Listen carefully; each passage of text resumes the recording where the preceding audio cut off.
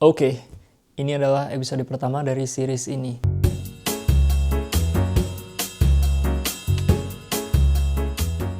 Banyak dari kalian yang minta, Kak ngomong di YouTube dong biar bisa lebih panjang.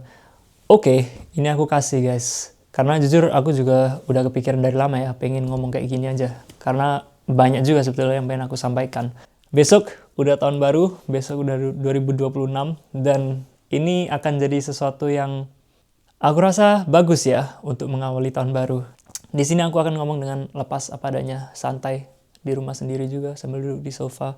Jadi nggak perlu di gimana-gimanain juga ya guys ya.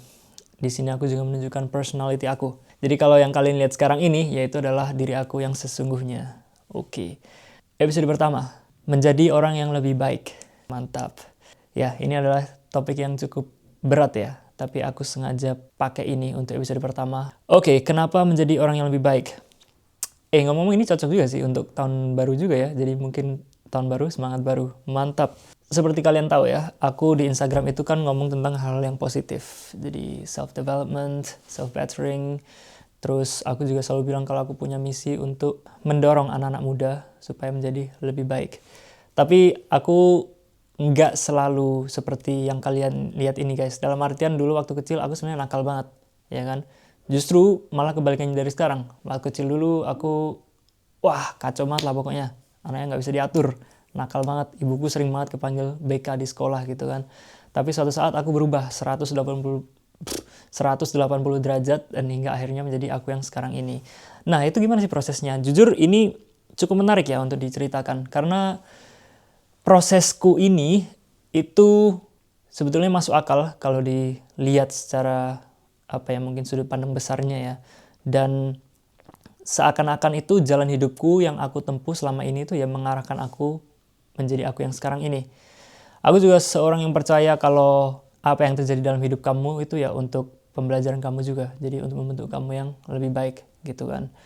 Cuman proses setiap orang kan beda-beda. Nah, kalau prosesku sendiri, itu aku rasa cukup menarik untuk diceritakan. Bentar nih ada yang ngetok pintu. Yes? Oke, lanjut lagi. Tadi tetangga guys, dia mau minjem HP bentar buat sesuatu. Karena HP-nya rusak katanya. Oke, perjalananku menarik untuk diceritakan. Yes, kenapa? Karena aku berasal dari Gresik, kota yang kecil. Dan aku menempuh perjalanan pendewasaan, ya kan, di tempat sama kehidupan itu waktu aku di Jerman. Jadi kita mulai dari awalnya sendiri nih, background aku waktu masih kecil, ya kan. Lingkunganku di kota Gresik. Seperti yang kalian mungkin tahu, Gresik itu kan sebetulnya kabupaten ya. Dia itu kota kecil yang nempel di sebelahnya Surabaya. Well, sebetulnya Kabupaten Gresik itu luas ya kan secara administrasi, tapi kotanya itu kecil. Nah, di kotanya ini aku lahir dan besar, guys. Nah, di kota ini, kalau boleh jujur ya, lingkungannya itu kayak gimana ngomongnya? Let me just say this. Di Gresik itu, kadang itu, yang nakal itu keren, ya kan? Jadi anak-anak muda di Gresik itu biasanya kalau kalian lihat ya, itu mungkin banyak yang hobi modif motor, atau balap-balapan, atau ya kayak gitu lah. Jadi seakan-akan itu, atau kayak nakal. Itu kan ditiru sama anak-anak muda ya. Dan yang kayak gitu itu kelihatannya keren lah pokoknya intinya. Mungkin kadang aku ngerasa juga waktu kecil itu agak kurang bimbingan juga ya sebetulnya. Kita ngerasa itu sesuatu yang, kita mau lakuin, kita mau coba, tapi nggak nyadar juga kalau beberapa hal itu ya sebetulnya negatif gitu kan. Dan mungkin waktu itu aku juga ngerasa agak kurang bimbingan juga ya. Aku jarang di rumah, aku sering nongkrong di luar ya kan, pulang malam lah, pulang pagi kadang. Terus nggak suka, nggak betah kalau di rumah itu ya kan. Kadang cekcok aja gitu sama orang tua. Ya mungkin karena pengaruh lingkungan juga ya. Jadi aku ngerasa kayak pasti boring banget kalau di rumah gitu kan. Kurang asik gitu lah. Ya standar lah ya mungkin anak-anak pada umumnya gitu kan. Cuman itulah dari kecil udah kelihatan bibit-bibitnya. Jadi mulai nakal itu dari aku semenjak kelas SD ya, bahkan bisa dibilang. Kalau TK itu cuma sekedar berani aja sih. Kayak semi-semi nekat lah, nekatnya anak TK lah kayak gitu. Cuman bukan yang nakal gitu juga ya.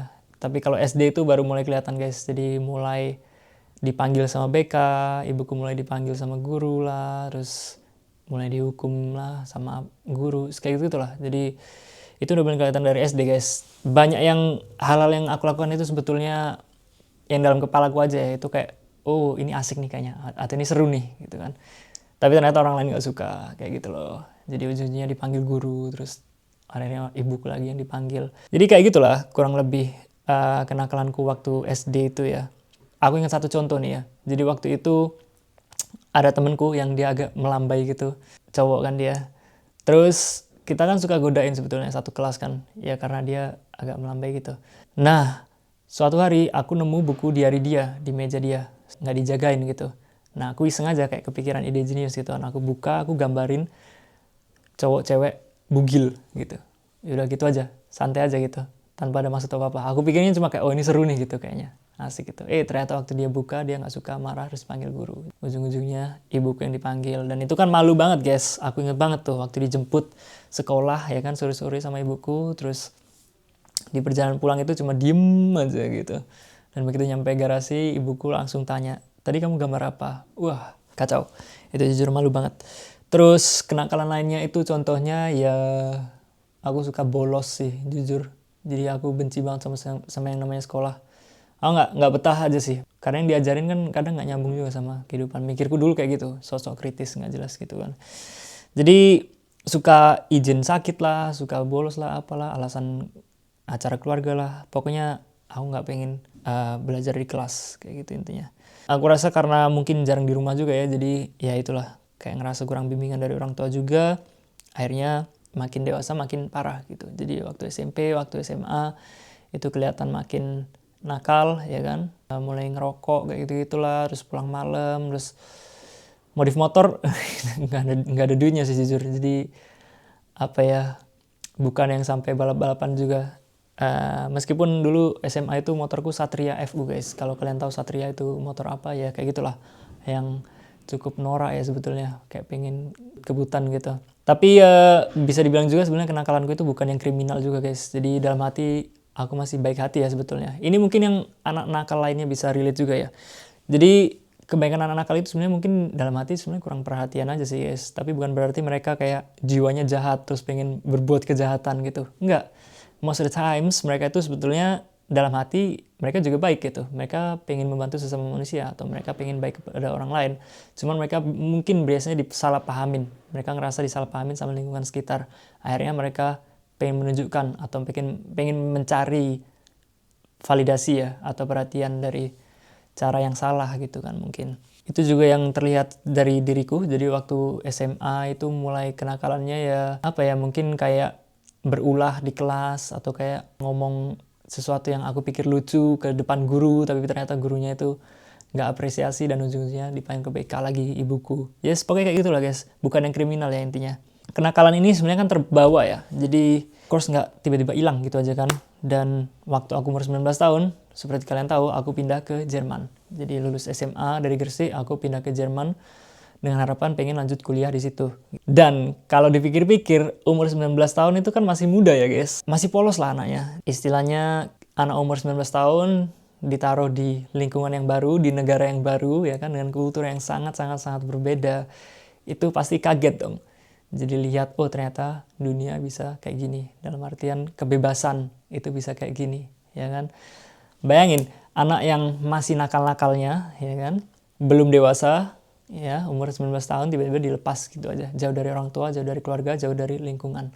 Ya itu titik di mana aku mulai menjadi makin nakal gitu ya, kalau bisa dibilang. Jadi pada umur 19 tahun di Jerman itu aku masih belum mengerti tentang apa arti kehidupan guys. Jadi yang ada di pikiran aku waktu itu ya cuma main-main aja gitu. Nyampe ke Jerman, oke lah, tujuannya pengen lulus kuliah di sini dan pengen kerja gitu kan. Ntar kerja dapat yang bagus. Tapi prioritasku itu kelihatan banget kalau kalian ketemu aku pada waktu itu ya.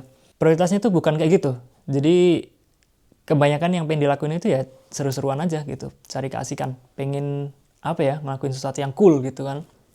Dan istilahnya kan aku nggak ada bimbingan juga ya. Namanya juga jauh dari siapa-siapa kan. Jadi aku sempat ngerasa kalau aku itu hilang arah guys. Jadi aku ngerasa mungkin waktu itu sebenarnya aku cari-cari validasi juga ya. Karena kalau boleh dibilang aku waktu itu pengen banget terlihat internasional guys. Meskipun dalam hati aku ngerasa kalau aku pengen istilahnya bisa berbaur ya sama orang-orang internasional atau orang-orang lokal di sini. Karena aku pengen mengalami experience-nya juga. Aku nggak pengen juga kan pindah ke luar negeri tapi kayak budayanya masih 100% sama kayak yang di Indonesia gitu. Nah kalau gitu mah sama aja, ngapain ke luar negeri. Tapi aku pengen berbaur sama orang lokal ya kan. Aku pengen ngerti gimana sih rasanya hangout sama mereka. Aku pengen ngerti gimana sih lifestyle mereka gitu kan. Cuman pada waktu itu aku ngerasa kalau aku anaknya cari validasi banget. Aku pengen terlihat cool juga. Umur 19 itu aku ngerasa, oke, gimana sih caranya aku biar bisa menjadi anak yang cool gitu kan. Wes, bad boy kayak gitu. Jadi itulah fase-fase dimana aku cari validasi guys. Aku inget banget tuh, aku merubah diriku banget. Yang dimana padahal mungkin sebetulnya waktu dari zaman kecil ya kan, kita kan kalau denger lagu kan apa sih terkenalnya waktu zamanku dulu SMP SMA itu kan Justin Bieber, ya kan, One Direction, Taylor Swift, Katy Perry. Itu begitu nyampe Jerman guys, aku ngerasa kalau anak muda itu nggak denger lagu kayak gitu, karena itu nggak cool gitu. Kalau anak sini kan dengernya kalau nggak rap ya hip hop, kalau nggak gitu ya techno, karena Berlin ibu kota techno dunia kan. Nah, nggak ada yang denger Taylor Swift, nggak ada yang denger Justin Bieber. Jadi aku ngerasa, wah, aku harus stop denger ini supaya aku bisa terlihat cool gitu. Jadi aku merubah diriku supaya bisa diterima sama orang-orang sekitar sini. Yang padahal kalau dipikir-pikir ya harusnya aku nggak perlu merubah diriku juga kan. Kalau aku tetap jadi diriku sendiri, pasti ntar ada kok yang bakal mendekatin aku yang sama dengan frekuensi aku. Tapi waktu itu aku mikirnya nggak, anak muda yang cool itu nggak boleh denger Justin Bieber atau Taylor Swift gitu. Jadilah aku mulai dengerin rap kayak gitu kan. Jadi yang pertama kali itu ya mulai dari kayak Kanye West, terus ujungnya pindah ke Wiz Khalifa, terus Travis Scott, terus ujungnya lama-lama jadi mulai dengerin rap beneran gitu. Ya meskipun ujung-ujungnya aku beneran suka rap juga sih. At some point aku kayak rap was the only thing that I was listening to. Atau hip hop juga mungkin. Tapi awalnya itu jujur karena kepaksa gitu kan. Dan itu kepaksanya aneh karena aku beneran stop mendengarkan Justin Bieber dan Katy Perry atau Taylor Swift gitu. Padahal aku suka banget sama Taylor Swift guys. Dan Justin Bieber juga. Honestly Justin Bieber yang masa muda ya itu aku suka banget. Jadilah kayak gitu kan. Bentar aku minum dulu deh. Aus juga lama-lama. Ini BTW gelasnya tulisnya Semen Indonesia. Kalau kalian tahu ini pabriknya dulu di Gresik.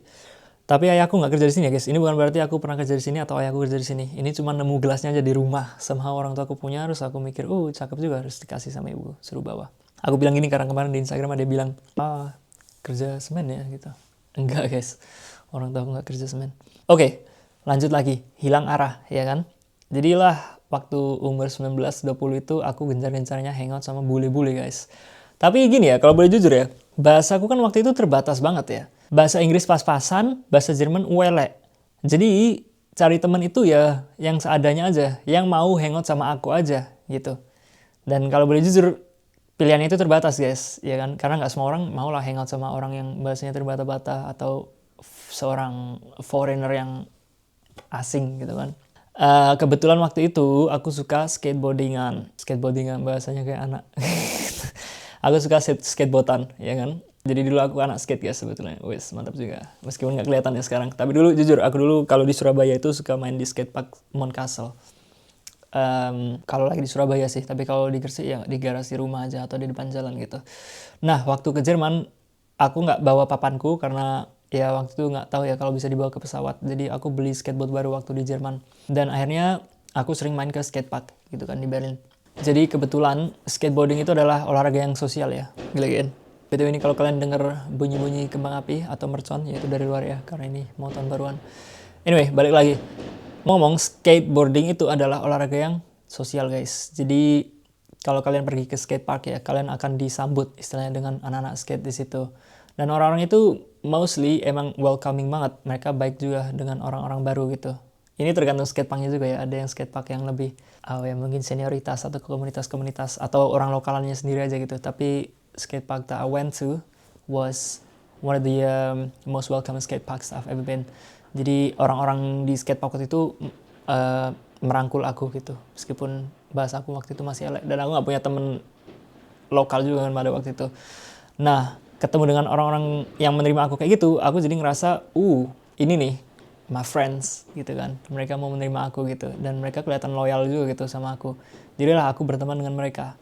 Nah, masalahnya mereka itu let's just say mereka nggak membawa influence yang baik gitu. Jadi ada beberapa lifestyle yang mereka lakukan atau habits yang mereka lakukan itu yang sebetulnya mungkin kalau dianggap di Indonesia itu melanggar norma gitu kan. Jadi di sini kita ngomongin ya biasa lah ya. Kalau di sini kan mungkin semacam alkohol ya kan, obat-obatan terlarang juga bahkan. Terus habis itu masalah seks bebas kayak gitu kan. Dan itu sebetulnya kan bukan hal yang wow banget ya kalau di luar negeri. Tapi dengan anak-anak skaters ini itu kayak they make it seem so normal. Dan aku yang waktu itu umur 19 ngeliat kayak gitu, jadi kayak oh wow oke, jadi aku harus kayak gini juga nih gitu. Dan jujur itu adalah fase dimana aku mulai kehilangan arah guys. Jadi itulah aku terpapar dengan semua kenikmatan duniawi ya kan kayak gitu. Sedangkan aku juga masih labil juga anaknya. Dan aku istilahnya nggak tahu nih kayak mungkin masih mencari jati diri ya. Tapi aku juga pelan-pelan mulai menyamakan diriku dengan mereka gitu. Lumayan berat juga sih topiknya sebetulnya. Tapi aku kira itu normal guys. Aku kira anak-anak remaja kalau yang cool ya itu harus kayak gitu kan. Kalau pengen diterima sama social groups, kalau pengen diterima sama teman-teman ya harus ngelakuin kayak gitu. Padahal itu stupid banget sih kalau dipikir ya. Karena aku harus maksain juga diriku gitu loh. Bukan berarti aku enjoy ya kan. Masalah lagu aja deh. Kayak aku tiba-tiba harus dengerin hip hop full 100%. Kalau lagi nongki full dengerin hip hop atau techno gitu. Pakai speaker gitu. Yang mana padahal sebenarnya aku nggak enjoy juga gitu loh. Mendingan aku dengerin Taylor Swift anjir. Tapi kan malu kalau sama mereka. Jadi aku harus tutupin semua itu. Kayak aku harus pendam semuanya itu. You know? Kayak seakan-akan aku nggak denger lagu kayak gini sama sekali. Atau mungkin pun kalau mereka tahu ya itu kayak oh ini masa laluku gitu. Jadi aku nggak dengerin lagu kayak gini kok sebetulnya gitu. I don't know kayak mereka apakah mereka ini sebetulnya menerima aku apa adanya atau enggak ya. Tapi mungkin akunya aja sih kalau boleh jujur. Ini masalahnya akunya mungkin ya. Karena waktu itu aku ngerasa aku malu gitu kalau ketahuan kayak gini. Jadi aku harus menyembunyikan itu dan merubah diriku gitu. Ya padahal kalau dipikir ya guys, kalau misal pun aku menjadi diriku yang autentik, ya mungkin orang yang datang ke hidupku pun juga yang bakal satu frekuensi gitu kan. Tapi sayangnya waktu itu aku nggak berpikiran seperti itu gitu. Nah fast forward aku mulai kebawa arus ya kan. Mengikuti gaya hidup seperti mereka ini gitu. Jadi orang-orang Jerman gitu kan. Disclaimer, ini aku harus ngomong juga sih. Nggak semua orang Jerman kayak gini ya, of course. Dari semua orang Jerman yang pernah aku temuin, itu lifestyle mereka bisa berbeda-beda banget guys.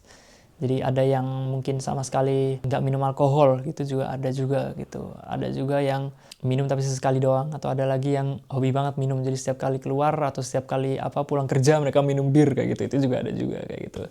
Nah masalah yang obat-obat terlarang juga macam-macam lah. Ada yang sama sekali nggak pernah nyoba. Ada yang nyoba dikit-dikit. Ada yang kayak udah berhenti tobat kayak gitu. Tapi ada juga yang kayak menganggap itu normal gitu. Jadi emang tergantung kamu hangoutnya sama siapa aja sih. Nah kebetulan waktu itu aku hangoutnya sama orang-orang yang salah aja gitu. Tapi mungkin emang jalurnya kayak gitu ya guys. Jalan. Mungkin emang jalannya kayak gitu ya guys. Jadi sekarang aku rasa sih kayak ya emang Tuhan rencananya kayak gitu ya. Tapi lanjut lagi nih.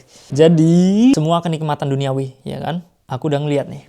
Jadi aku udah ngerasain gimana lingkungan kayak gitu itu gitu. Jadi orang-orang yang menjalani lifestyle seperti itu ya kan. Mungkin clubbing lah atau mungkin apalah freedom gitu kan. Itu aku udah tahu kayak gimana rasanya. Aku udah ngalamin sendiri punya teman-teman yang kayak gitu. Aku udah ngalamin sendiri lifestyle-nya. Dan aku tahu bener gitu kayak gimana rasanya. Dan ini aku boleh jujur ya. Itu orang-orang yang aku temuin di dunia itu. Mereka itu nggak happy loh guys dalam hati. Kebanyakan dari mereka ya itu depresi. Kebanyakan dari mereka itu ngerasa hatinya itu hampa. Dan ini yang mungkin nggak kelihatan dari orang luar ya, tapi kalau dari luar kan emang mereka kelihatannya cool gitu aja sih, kayak oke, lifestyle-nya kayak gini gitu, terus mereka emang kelihatan cool gitu aja kan dari luar. Tapi dalam hati sebenarnya mereka itu ya hampa gitu.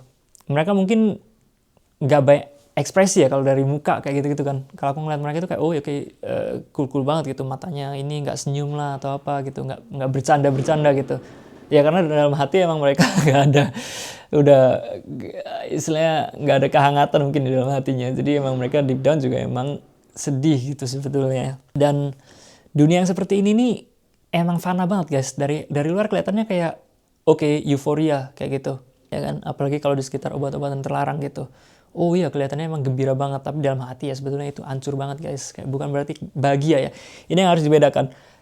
Gembira dengan bahagia itu beda banget, ya kan? Kamu bisa gembira, tapi kamu bukan berarti kamu bahagia, gitu. Dan kalau kamu bahagia, ya kamu nggak melulu gembira, kayak gitu lah istilahnya. Karena aku rasa nih, gembira itu sesaat aja ya. Mungkin kalau kamu mengkonsumsi sesuatu dan tiba-tiba kamu jadi gembira, oke, that make sense. Kayak kamu dalam saat itu aja, dalam momen itu aja kamu gembira. Tapi kalau begitu ini sesuatunya udah hilang, abis, ya kamu bakal kembali ke perasaan kamu yang sebelumnya gitu. Atau bahkan lebih parah lagi, karena kan ntar kamu akan jadi kecanduan gitu sama hal itu gitu. Sedangkan kalau kamu bahagia, ya bahagia itu emang state of mind aja gitu. Jadi kamu orangnya bahagia tapi kamu bisa ngerasain sedih juga, kamu bisa ngerasain low, kamu bisa ngerasain kesepian, ya itu emang normal banget guys. Jadi bahagia itu bukan yang melulu 24 jam, hahaha senyum gembira gitu, enggak gitu. Nah masalahnya orang-orang kayak gini itu cuma mengandalkan atau mengkonsumsi hal-hal untuk membuat diri mereka gembira gitu, tapi dalam hati mereka sebenarnya nggak bahagia. Dan aku udah tahu ya rasanya kayak gimana, mungkin lifestyle Berlin yang aduh gimana ya, mungkin kayak clubbing terus pulang jam 4 sore gitu, beneran dari tengah malam sampai 4 sore guys, itu kayak bisa selama itu gitu. Dan itu ya nggak happy gitu emang. Jadi dari luar emang kelihatannya keren, tapi dalam hati sebenarnya nggak bahagia gitu. Oh ya, aku harus ngomong nih, dari semua kenakalanku ya, aku nggak pernah suka laki-laki guys. Ini dari kemarin banyak yang komen Instagram aku kayak, oh iya masa lalunya kayak gini LGBT. Guys, aduh, sotoy banget sumpah. Tapi aku nggak pernah suka laki-laki guys. Ini satu hal yang aku nggak pernah lakukan ya. Jadi stop menyebar misinformasi please. Aku normal guys. Ya. Anyway, dari situ pelan-pelan aku mulai ngerasa kalau aku kehilangan arah. Jadi ke bawah arus dan aku mulai kehilangan jati diri, aku mulai kehilangan arah dan yaudah pelan-pelan aku ngerasa kok agak hampa ya hatiku gitu.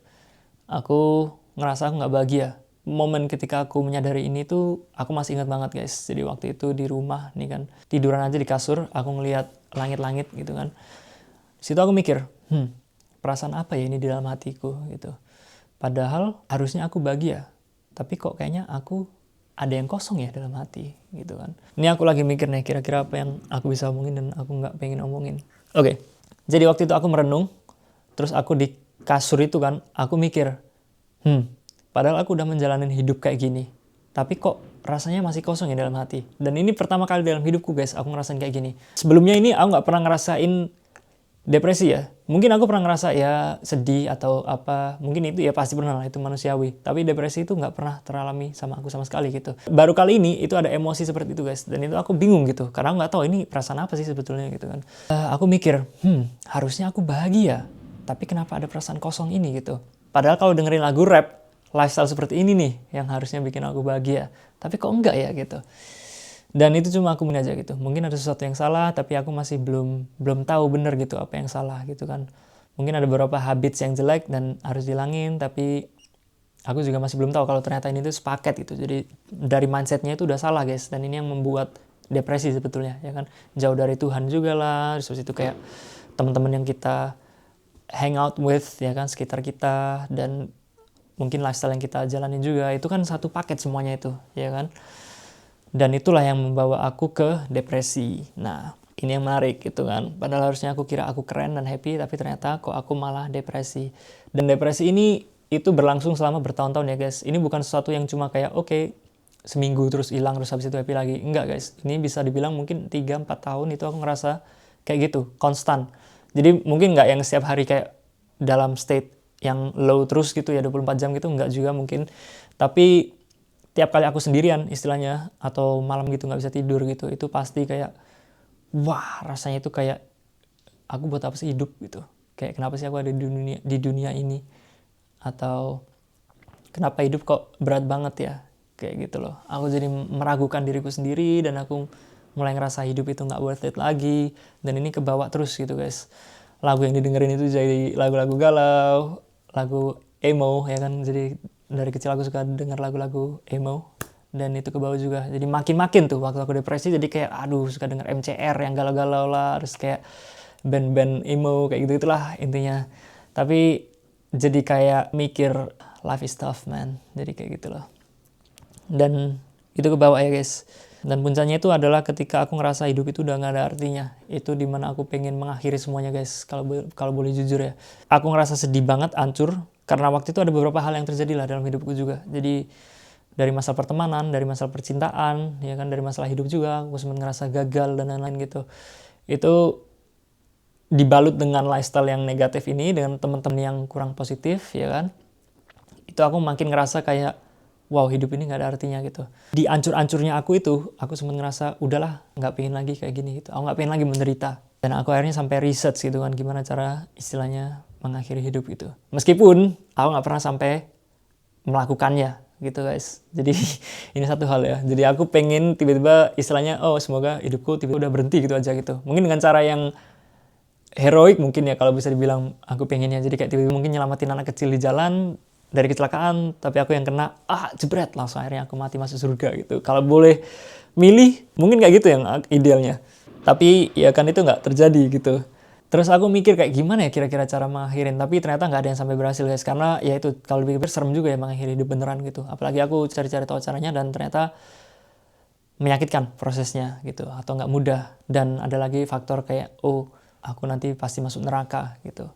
Meskipun waktu itu aku nggak deket dengan Tuhan ya, tapi aku masih ada ketakutan kalau aku akan masuk neraka gitu. Jadi alhamdulillah itu yang menghindarkan aku dari melakukan itu gitu guys, karena takut neraka gitu. Masih ada lah dalam hati aku masih kayak oke, aku nggak pengen masuk neraka gitu, takut gitu. Meskipun waktu itu aku mikirnya ini nggak fair banget sih, kayak hidup nggak jelas ya kan, menderita, tapi kalau diakhiri malah masuk neraka. Itu aku sempat marah juga kayak kenapa sih kayak gini gitu, nggak masuk akal gitu. Aku nggak minta buat dilahirkan, meskipun kita kalau dalam ajaran Islam kan tahu ya kalau kita sendiri, jiwa kita yang pengen untuk dilahirkan ke dunia gitu. Kita sempat ditanya beberapa kali kan dalam alam itulah, tapi kita memilih untuk dilahirkan di dunia ini. Kalau di Islam kan percaya kayak gitu. Tapi kan kita ya nggak inget juga gitu kan. Ya ingetnya kan sekarang ini kayak kenapa tiba-tiba hidupku susah kayak gini, kayak siapa yang minta kayak gini gitu. Anyway, aku sempat ngerasa ada di fase itu berlarut-larut selama beberapa bulan gitu. Hidup segan mati tak mau. Sampai puncaknya itu ketika aku jalan-jalan di hutan guys waktu itu. Jadi tengah malam aku ngerasa hidup beneran gak ada artinya. Segelap gitu ya. Itu aku keluar rumah gitu karena seharian. Mungkin beberapa hari itu aku di rumah, depresi kan namanya. Gak mandi, gak makan. Kayak gitulah. Dan waktu itu jalan-jalan aja ke hutan. Wow, sebenarnya bukan hutan sih, sebenarnya taman kota. Cuman kelihatannya kayak hutan. Karena dia tamannya gede dan banyak pohonnya gitu. Apalagi kalau malam kan pasti gelap ya. Karena di Berlin lampunya itu dimatiin kalau malam. Nah aku jalan-jalan di situ jam 9 malam gitu. Padahal posisinya waktu itu lagi winter, lagi dingin gitu kan. Di kegelapan itu aku jalan aja gitu. Kayak istilahnya tenang banget nih di sini gitu. Lihat ke langit, lihat ke pohon-pohon tapi gelap. Dan aku ngerasa ini peaceful banget di sini gitu. Aku semua ngerasa kayak kalau hidupku berakhir kayak gini mungkin ini akan jadi cara yang peaceful banget gitu. Tapi ya mau gimana juga gitu kan, nggak mau diakhirin. Proses yang mengakhirinya itu guys yang aku takut sebetulnya. Tapi di situ aku ngerasa ya udahlah mungkin terima aja hidup kayak gini gitu. Dan malam itu juga aku ke rumah temanku dan akhirnya ditenangin sama dia. Aku berterima kasih banget sih sama dia waktu itu karena mungkin secara tidak langsung dia menjadi penyelamat hidupku gitu. Dan beberapa hari kemudian aku hidup segan mati tak mau, ya kan? Jalanin aja hidup kayak gitu, berat tapi ya wes gitu. Akhirnya suatu saat nih, aku inget banget. Aku posisinya waktu itu lagi makan siang, terus habis itu aku jalan kaki keluar rumah karena aku pengen cari fresh air. Dan waktu jalan kaki itu, aku tuh pikiran, oke, life sucks. Aku gak ada di posisi yang aku inginkan, tapi random aja nih, kayak tiba-tiba bersit di kepala gitu.